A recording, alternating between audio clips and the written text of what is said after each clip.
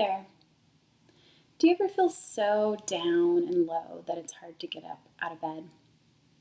Or maybe you feel so terrified of having a confrontational conversation or a hard conversation that you avoid it altogether, and then the situation never resolves, and your anxiety builds up further. Or maybe you feel so frustrated with your partner that you lash out at him, only to lead to more frustration and anger because it turns into a fight and you're not so happy with how you handled the situation to begin with. If any of these situations sound somewhat familiar to you, then this video is for you. I'm going to teach you a skill from DBT called opposite action, and it's meant to relieve you of these overwhelming feelings and lead you to have more effective resolutions. So rather than talk our way into feeling better, I believe that what is more powerful is to act our way into feeling better. Okay, so taking action, or as the skill would be, taking opposite action. So this is a technique to change painful emotions or painful feelings by setting into motion an action that is helpful. It's important to know that this technique isn't about suppressing our feelings.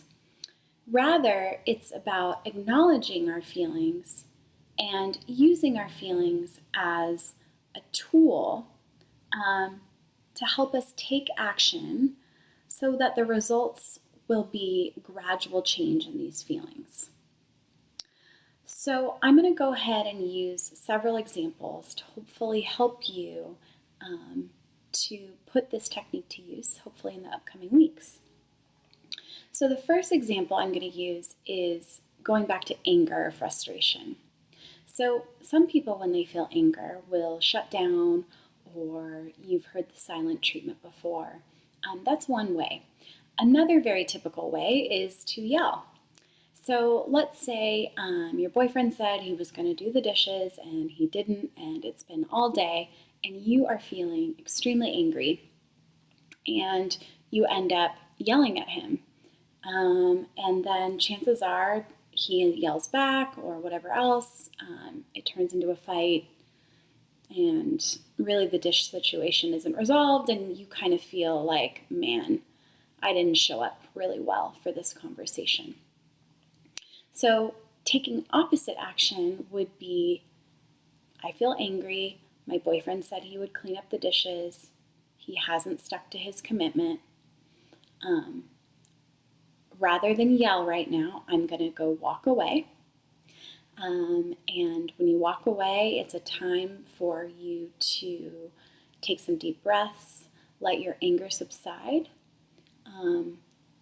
Because chances are, when you return to see your boyfriend, you'll be able to talk with him in a more effective way to resolve the issue. Another example is sadness. So like I said earlier, sometimes when we feel sad, it can be hard to get out of bed and move on with the day. And even though in the moment it might feel good to just, listen to music, watch movies, stay in bed, research shows that staying isolated actually makes us feel worse, and there's a chance that your sadness might last for a longer amount of time by doing that.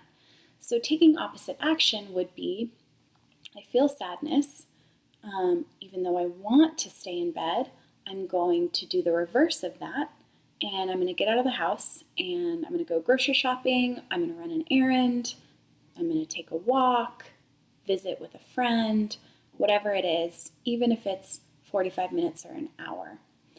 And you might not notice immediate change, but little by little, gradually, you'll experience some change and your sadness will subside. So the last example I'm going to use is how to take opposite action when you feel fear or anxiety. So I will use myself as an example. I tend to be a perfectionist, and I have a history of having a hard time asking for help from others because of this irrational belief I have that people will judge me, that they will notice my shortcomings and think differently of me, all of these things which I know are not true. So when I was in college, I would experience a lot of fear around asking for help from my professors or going and visiting them during office hours. But I knew that in order for me to get over this fear and to actually more into benefit in college and grow, that I needed to show up.